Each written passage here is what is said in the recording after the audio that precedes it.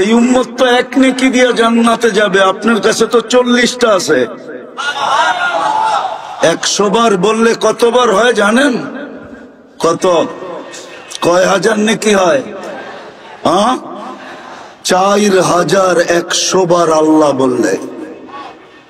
বলে তো না, বলেন।